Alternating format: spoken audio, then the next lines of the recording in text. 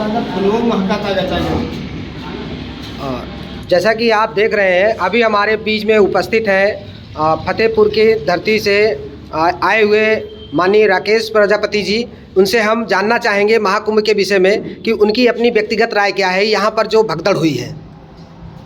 मेरी ये राय है कि जो भारत देश की आज़ादी में ये जब देश के अंदर काला क्रोध छाया था, जब हमारे देश के अंदर तमाम गरीबों मजलूमों के खून से इस देश को सींचे हैं देश की तमाम माताएं बहनें, और ये जो भारत की तमाम तानाशाही पार्टियां जाति धर्म का नाटक करके और गंगा गड़ही जमुना का नाटक करके ये हमारे देश के तमाम गरीबों मजलूमों असहाय बेरोजगार का पेट नहीं भरेगा। हमारे देश के अंदर गरीबों को नौकरी मिले, उनके हक और अधिकार मिले, और खाने पीने की सामान में जो जीएसटी लगाई जा रही है और शिक्षा के नाम से बहुत ज़्यादा जीएसटी लगाई जा रही है, इसको रोका जाए शिक्षा के नाम पे, तभी हमारा देश ये आगे बढ़ेगा।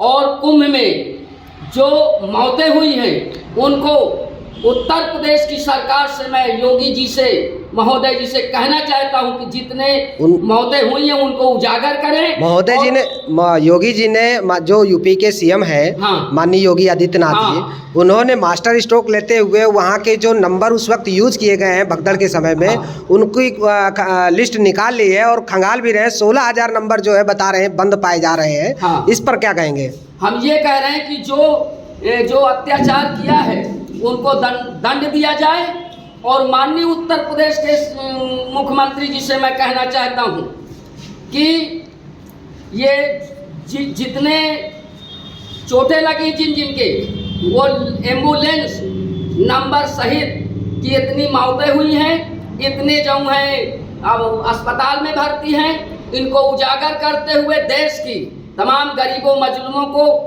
उनके मुआवजे दिया जाए, उनके हक और अधिकार दिलाए जाए।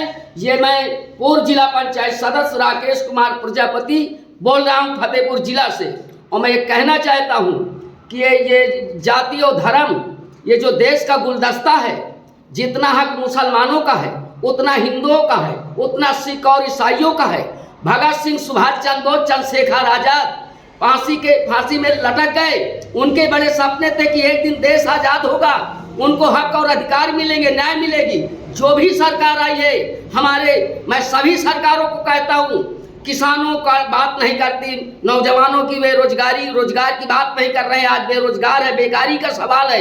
जब देश की आज़ादी में कुछ नहीं था तब गरीबों मजलूमों अंग्रेज को भारत की धरती से लात मार के निकाला था, और उनके बड़े सपने थे कि हमारे हक और अधिकार मिलेंगे।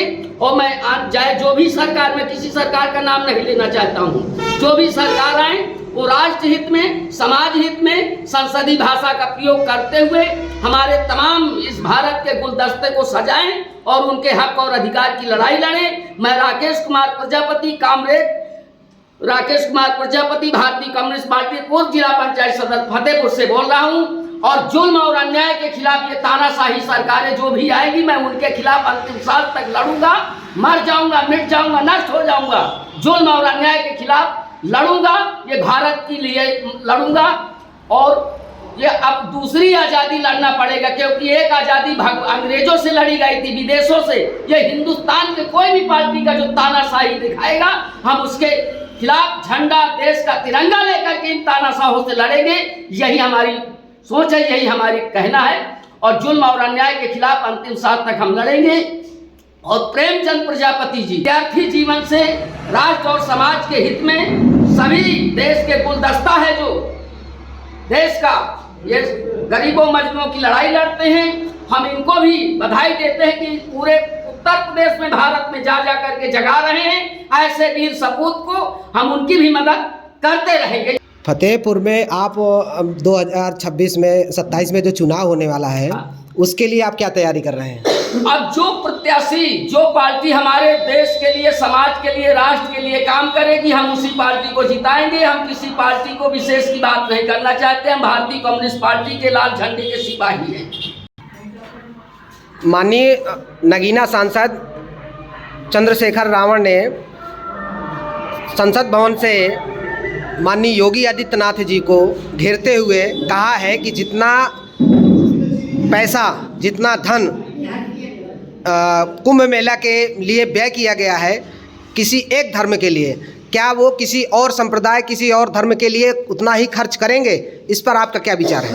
हमारा इसमें ये कहना है कि कुंभ मेले में जितना पैसा लगा है वो कुंभ मेले में खर्चा करने से हमारे देश के तमाम गरीबों मजलूमों को पेट नहीं भर जाएगा। सीमित खर्चा रखें और हर मजहब की लड़ाई लड़े, हर मजहब के उसमें खर्चा हो, किसी एक विशेष जाति और धर्म के नाम पर ना खर्चा करें। सभी धर्म और जाति एक हैं, ना तेरा खून है काला ना मेरा खून सफेद तो फिर कैसा है मतभेद। हम सब इस देश के वासी हैं और सबको बराबरी का दर्जा दिया जाए और सबको हक का अधिकार दिया जाए और हमारे देश के नौजवानों, गरीबों, मजलूमों को ज़्यादा से ज़्यादा पैसा शिक्षा में खर्च किया जाए ताकि हमारे देश के नौजवान शिक्षार्थी बने, विद्यार्थी बने, राष्ट्रवादी बने और संसदीय भाषा का ज्ञान जब होगा तभी हमारे देश में लड़ाइयाँ नहीं होगी। उनको ज्ञान होगा तो लड़ेंगे ही नहीं। और पैसा हर मजहब के लिए खर्चा किया जाए और ज़्यादा से ज़्यादा किसानों को बेरोजगारी में खर्च किया जाए। और अम्बेडकर साहब तो संविधान लिखे हैं, वो तो देश के सपूत हैं, जो उनके लिखे हुए संविधान पे हमारा पूरा देश समाज चल रहा है। ऐसे महान पुरुष को हम नतमस्तक करते हुए स्वागत करते हैं। जय हिंद, जय भारत, जय संविधान।